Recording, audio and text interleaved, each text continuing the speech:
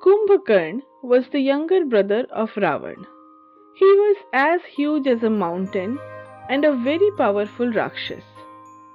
Long ago, he managed to please Brahma with his severe penance.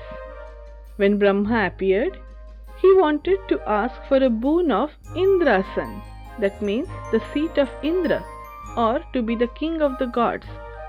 But foreseeing this, Indra sends Saraswati to sit on Kumbhakarna's tongue and change the boon. Kumbhakarna ends up asking for Nidrasan, that is, a state of sleep, and Brahma immediately grants his wish. But realizing the mistake, he pleads with Brahma to spare him of a lifelong sleep, and Brahma obliges. Therefore, now Kumbhakarna sleeps for 6 months a year and stays awake for the next 6 months. But Brahma also said that if he is ever awoken from mid-sleep, it will be the end of him. Presently, in the battle with Ram, Ravan had reached a critical moment, losing many of his able commanders. So he decides to send Kumbhakarna to the battle, who was in the middle of his 6 months of sleep. It was nearly impossible to wake him at this state.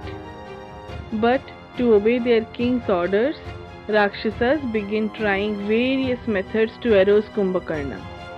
They beat drums, blow conches, fill the room with chandan scent, bring huge quantities of delicious food. When nothing works, they start to poke and punch him. Someone pulls at his hair, others beat him up with sticks. Finally, they manage to wake him up. When Kumbhakarna comes to know all that had happened when he was asleep, he suggests Ravan to return Sita to Ram and do the right thing. But Ravan gets very angry at him. As Kumbhakarna had loved and followed Ravan everywhere, he agrees to fight Ram's army. When Kumbhakarna, who was as huge as a mountain, arrives at the battlefield the next day, he begins devouring hundreds of monkeys. The Vanars start running away for their lives. Kumbhakarna causes huge losses to Ram's army. But at the end, Ram uses Brahmastra to put an end to him. Angry and wrathful, Ravan sends his other 4 sons, Trishira, Devantak, Narantak and Atikaya, along with his brothers Mahapash and Mahodar, to the war.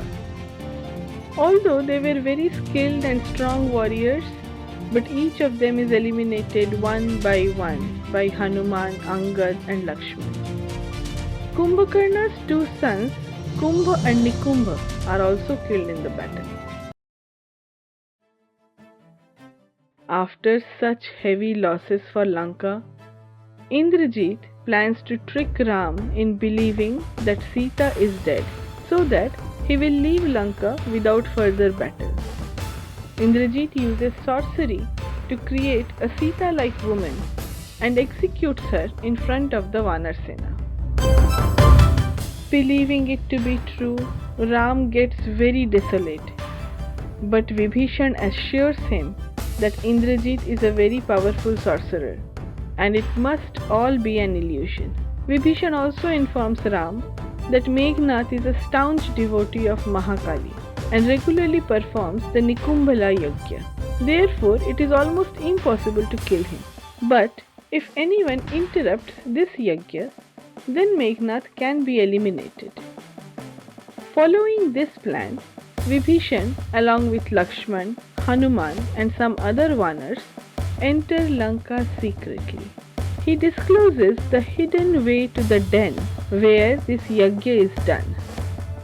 As they enter the den and see Meghnath engrossed in the yajna, Lakshman and Hanuman start uprooting everything and even manage to put out the fire.